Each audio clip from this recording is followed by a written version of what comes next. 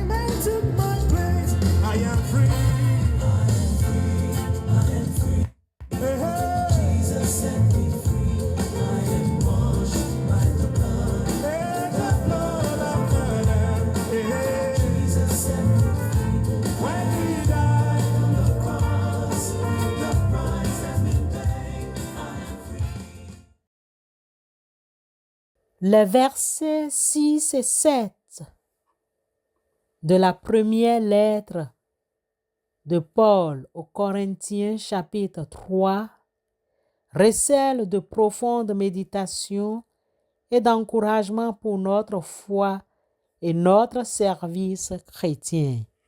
Lisons 1 Corinthiens chapitre 3 versets 6 et 7. Moi, j'ai planté, Apollos a arrosé, mais c'est Dieu qui a fait croître, de sorte que ce n'est pas celui qui plante qui est quelque chose, ni celui qui arrose, mais Dieu fait croître, Dieu qui fait croître. En faisant une lecture croisée de ce texte avec l'évangéliste Jean chapitre 3 verset 30, nous retenons de succinctes méditations et encouragements sur plusieurs aspects de notre foi, dont l'humilité dans le service. Il faut qu'il croisse et que je diminue. Jean 3, 30. Bien-aimés, Paul et Apollos reconnaissent leur rôle limité.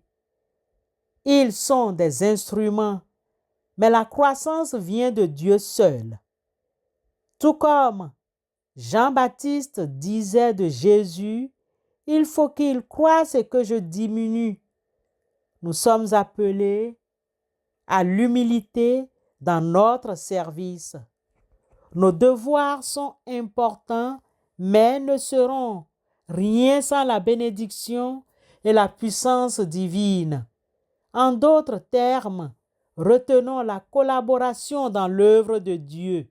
Philippiens 1, 27, 1 Corinthiens 12, 4 à 6. Paul plante. Apollo arrose. Ils ont des rôles différents, mais complémentaires dans le même dessein de Dieu. Cela nous encourage à travailler ensemble dans l'unité, reconnaissant la diversité des dons et des ministères, mais visant un seul objectif, l'avancement du royaume. Il y a diversité de dons, mais le même esprit. Diversité de services, mais le même Seigneur. Diversité d'opérations, mais c'est le même Dieu qui opère tout en tout. 1 Corinthiens chapitre 12, verset 4. Il faut aussi la dépendance totale de Dieu pour le résultat. Le psalmiste, dans son chapitre 127, verset 1, nous donne une conscience pour plaire, une conscience plus claire. Nos efforts sont vains sans l'intervention divine. Si l'Éternel ne bâtit la maison, ceux qui la bâtissent travaillent en vain. Si l'Éternel ne garde la ville, celui qui la garde veille en vain. Ce verset souligne notre dépendance totale de Dieu pour le succès de toute entreprise spirituelle. Nous devons semer et arroser avec diligence, mais reconnaître que la croissance est un acte souverain de Dieu. De même, ne négligeons pas l'importance de la fidélité dans notre appel à travailler pour le service de Dieu, bien que la croissance ne dépende pas de nous. Dieu nous appelle à être fidèles dans la tâche qu'il nous confie. Du reste, ce qu'on demande des dispensateurs, c'est que chacun soit trouvé fidèle. 1 Corinthiens chapitre 4, verset 2.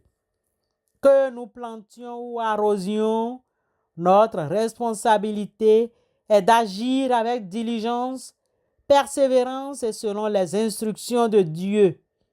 Vivons dans la reconnaissance de la souveraineté de Dieu. En fin de compte, toute gloire revient à Dieu, car c'est de lui, par lui et pour lui que sont toutes choses. À lui la gloire dans tous les siècles. Amen. Romains chapitre 11, verset 36. Reconnaître que c'est Dieu qui fait croître nous libère de la pression de devoir produire des résultats par nos propres forces et nous conduit à une plus grande adoration et confiance en sa puissance. Au demeurant, la première lettre aux Corinthiens, chapitre 3, versets 6 et 7, nous rappelle humblement notre rôle de serviteur dans l'œuvre de Dieu, l'importance de la collaboration, notre dépendance totale de sa puissance pour la croissance, notre appel à la fidélité et la reconnaissance ultime de sa souveraineté et de sa gloire. C'est un encouragement à servir avec zèle, mais sans orgueil, en plaçant notre confiance en celui qui seul peut donner la vie à la croissance. Amen.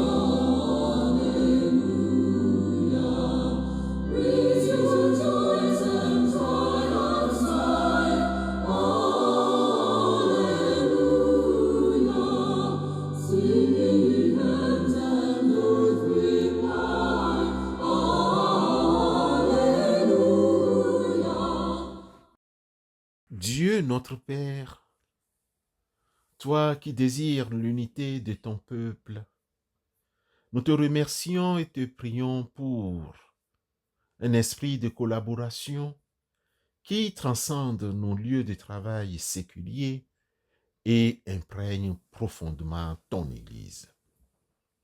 Dans nos vies professionnelles, Seigneur, brise les murs de l'individualisme, de la compétition stérile. Inspire en nous un désir sincère de travailler ensemble, de mettre nos talents et nos compétences au service d'un but commun, avec respect mutuel et une reconnaissance de la valeur de chaque contribution. Aide-nous à construire des environnements où l'entraide, la communication ouverte et la recherche du bien commun prévalent. Que ton Esprit Saint nous guide pour être des artisans de paix et d'harmonie au sein de nos entreprises, organisations et communautés. Plus particulièrement, Père, nous élevons vers toi ton Église et ses diverses communautés locales. Nous te prions, Éternel notre Dieu, pour un esprit d'unité et de collaboration puissant parmi tes enfants. Que les divisions et les rivalités s'estompent devant l'amour de Christ qui nous unit. Donne à chaque membre le désir de servir les autres avec humilité et de mettre ses dons au service du corps tout entier, comme nous l'enseigne ta parole dans la première lettre aux Corinthiens, chapitre 12, les versets 12 à 27. Éternel notre Dieu, nous te confions spécialement les leaders spirituels que tu as placés à la tête de tes communautés. Nous allons dénommer les pasteurs, les prêtres, les prédicateurs, les anciens d'église et tous ceux et celles qui ont la charge de guider ton peuple. Seigneur, répands sur eux un esprit de sagesse, de discernement et d'humilité. Libère-les de tout orgueil ou esprit de domination et remplis-les d'un cœur de berger, soucieux du bien-être de leurs troupeaux, selon la première lettre de Pierre au chapitre 5, versets 2 et 3. Père éternel, nous te prions pour qu'ils marchent ensemble dans l'unité de l'esprit, collaborant avec amour et respect mutuel, cherchant avant tout ta volonté et la croissance spirituelle de ceux qui leur sont confiés. Père éternel, donne-leur la capacité d'écouter et de se soutenir, de prendre des décisions sages, éclairées pour le bien de la communauté. Soumets nos cœurs, Seigneur, à ton autorité et à ta vérité. Seigneur, que chaque communauté se soumette à la direction de l'Esprit Saint et à la sainte doctrine. Que chaque leader se soumette humblement à toi et serve avec intégrité.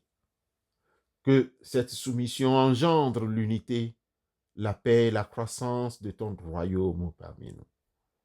Nous croyons, Père, que là où règne l'unité et la collaboration, tu déverses la bénédiction selon le psaume 133, versets 1 à 3. Aussi, Père éternel, nous te prions avec foi, confiant en ta promesse et en ton désir de voir ton peuple vivre en harmonie et œuvrer ensemble pour ta gloire. Au nom puissant de Christ Jésus, éternel notre Seigneur et Sauveur, nous te prions. Amen.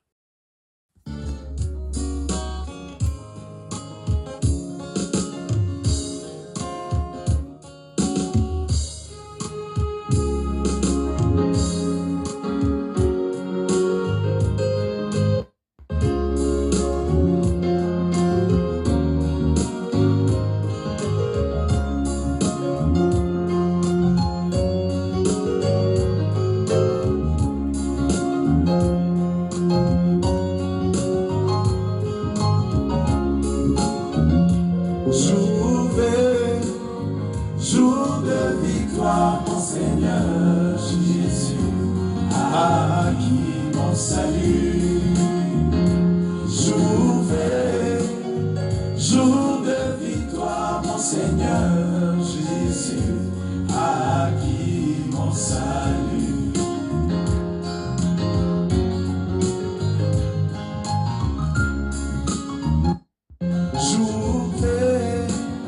Jour de victoire, mon Seigneur Jésus, acquis mon salut.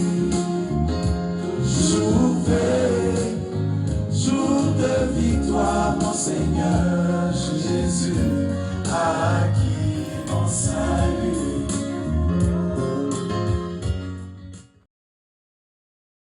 Recevons la bénédiction de la part de notre Seigneur.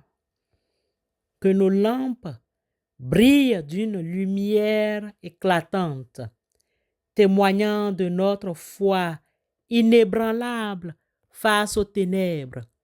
Que nous puissions, unis dans le nom puissant de Jésus-Christ, résister avec force et courage aux assauts de l'ennemi. Excellente journée à vous tous. Amen.